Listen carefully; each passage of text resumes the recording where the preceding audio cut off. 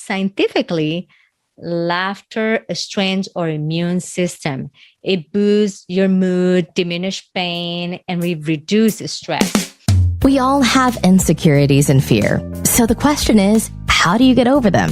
It's time to explore and identify what's holding you back from your greatest potential. On this podcast, your host, Iris Janet, shows you how to use NLP, meditation, and energy to move past your obstacles. Proverbs 17:22. A cheerful heart is good medicine, but a crushed spirit dries up the bones. Laughing, the best remedy, and it's no joke. Yes, my friends, today we're going to have a fun show. It's going to be about laughing and good sense of humor. Laugh, laugh, laugh. Do you remember the last time that you laugh? Do you remember the last time that you make a joke? I don't know if you remember the book, the magazine, those little magazines that usually was in the doctor's office, Reader's Digest. They used to have a section called Laugh, the Infallible Remedy. Well, I decided to name the episode kind of like that way because I really enjoy Reader's Digest. I actually was looking online on the webpage, and that section do not have the same name anymore. I believe it just say jokes. And actually, I used to bring some of those jokes to work, and I earned good props from my bosses at that time. And the section have just like silly jokes, office jokes that were appropriate, to bring to work. Some of them were not so funny, but some of them, they were pretty good. I'm not sure you have Reader's Digest because I don't know if it's circulate on paper anymore, but check out the website. I think they have kind of like the same idea of jokes.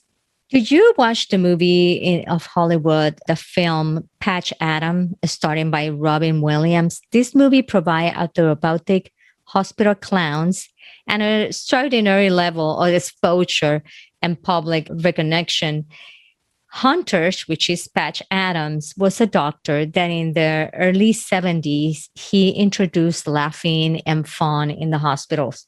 He put in practice his idea that healing should be a loving human interchange, not a business transaction. So several articles and studies have shown that laughing, fun, and good humor can help enormously. Our physical and mental health can gain a lot of benefits from laughing and good sense of humor.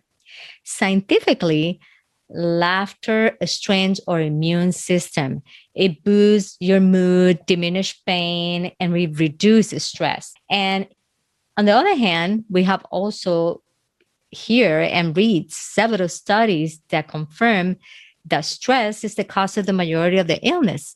So I personally have read several articles that explain the benefits of laughing and good sense of humor. And a good sense of humor increases your personal satisfaction because in difficult times or situations that can be difficult, it helps to alleviate and make it easy to cope with that problem or with that situation.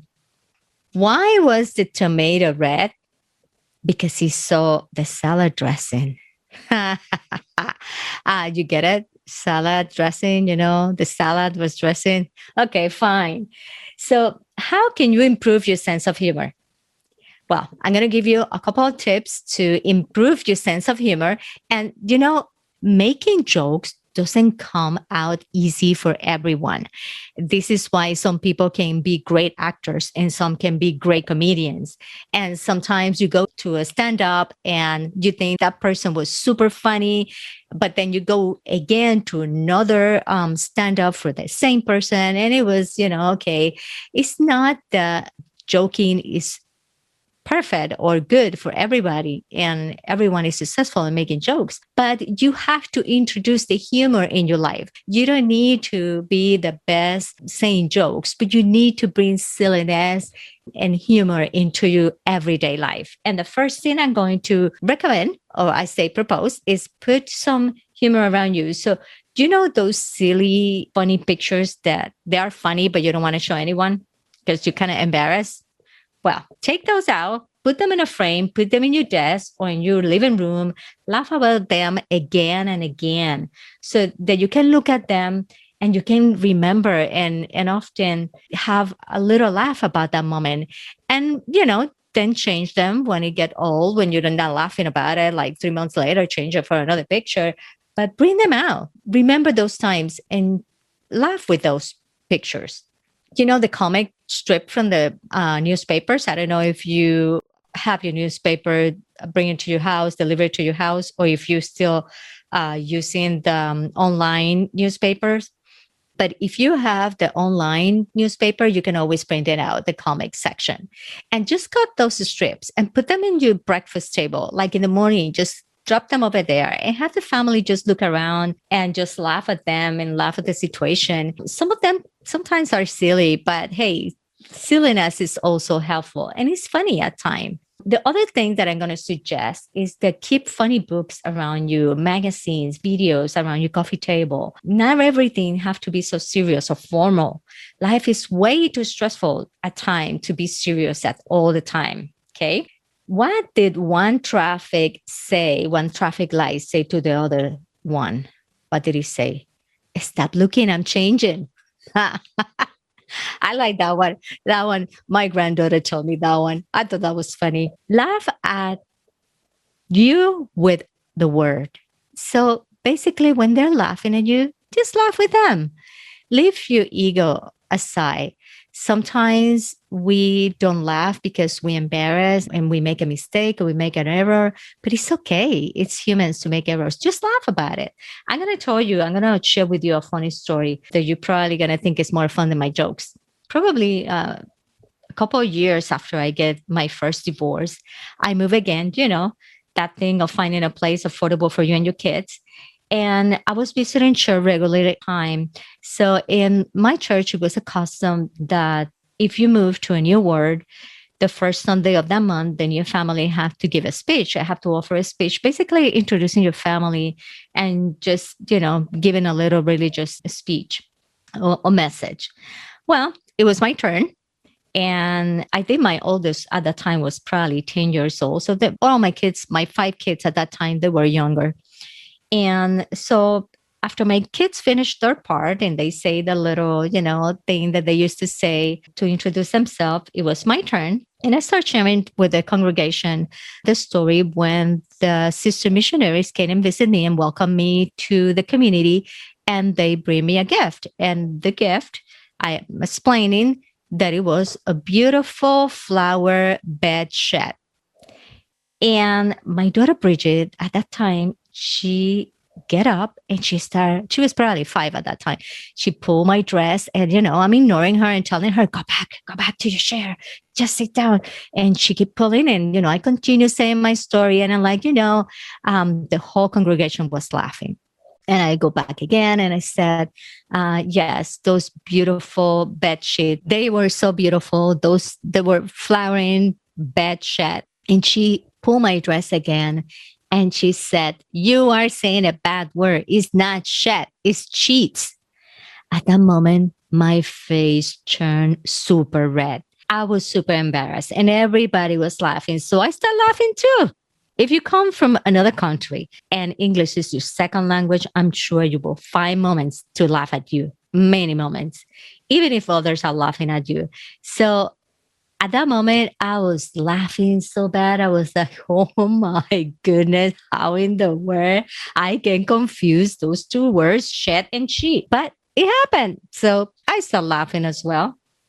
Number 3, my recommendation to you is know what is not funny. And this is something that is typical of some people and is laughing at the expenses of others. Do not get involved in jokes that are making fun of others, to ridiculize them or to laugh at their physical mental condition. That is not appropriate. And those jokes are of bad taste.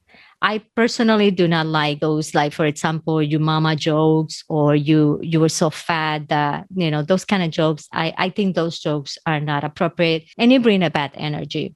One of the most terrible things of this pandemic, it have that with those masks, it have covered our smile. It have take our smile away.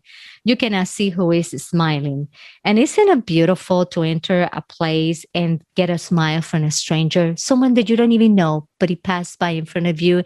And because he had that eye contact, it just give you a smile. That is just beautiful. It just bring you such a good energy and it change everything. Give a smile for no reason. To those who pass by, just smile at them. And when it's appropriate, make fun of your face, make funny faces at the mirror and laugh at you. You're going to feel like a kid again. The last one, the number 4, I'm going to say teach with humor. Yes, use humor to teach when you're teaching maybe your kids or an employee or anyone that you teach it.